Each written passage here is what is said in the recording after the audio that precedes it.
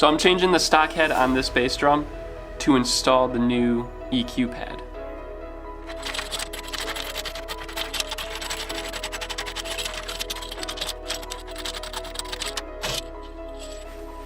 So with the EQ pad, you have two options. You have the wider edge and you have the shorter edge. The only difference is in the amount of dampening that you have in your kick drum. If you place the larger edge against your batter head, you get more dampening. And if you place the shorter edge on your batter head, you get less dampening. What's important to note is that the back of the pad has super industrial strength velcro. And what you want to do is make sure you find the optimal spot inside your shell to remove the backings and stick those in. And once those are on, you have the option of changing your pad from minimal dampening to maximum dampening due to the velcro strips. So I've used a pencil to mark about on the shell where I want my velcro straps to go, and from there then I'll be able to place my pad inside the shell.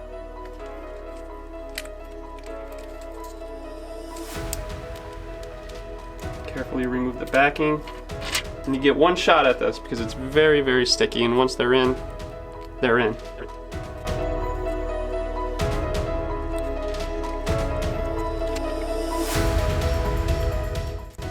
Now I'm going to take the EQ pad, and I like maximum dampening as my personal preference, so I'm going to place the larger side against the batter head, which is this open side, and the smaller side against the resonant head. So just line up your velcro on the back of the pad and attach it right to the strips you just installed.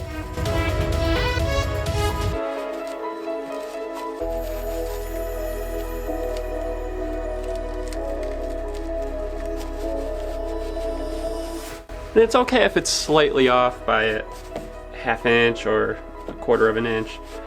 As long as they're still touching the head, the pads evenly, you'll still get the proper dampening that you are looking for. So I'm going to take my favorite batter head, the Evans UV coated EMAD batter head, and replace it on this newer kick drum. So I have the pad all set, and if I wanted to, I could just remove it and switch it around depending on your dampening preferences, but this is what I like and I'm going to stick with it for now. So here we go.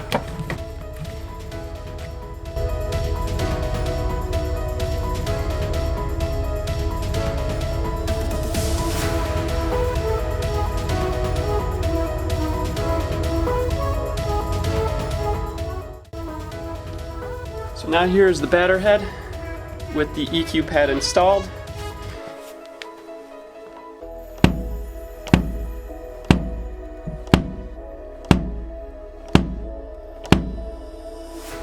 So obviously it really cuts down on a lot of the tone. I might have to play with that and adjust it because every drum is different and all sound is subjective to the player and listener. So try to dial in the sound you're looking for with the head choice, the tuning, and the dampening system placement.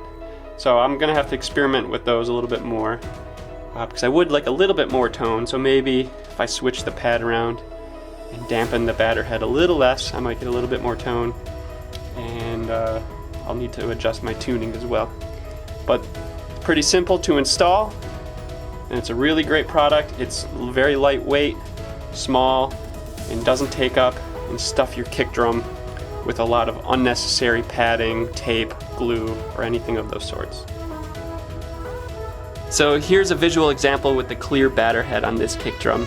You can see the actual pad in the drum, and you can see how the pad sits alongside the heads.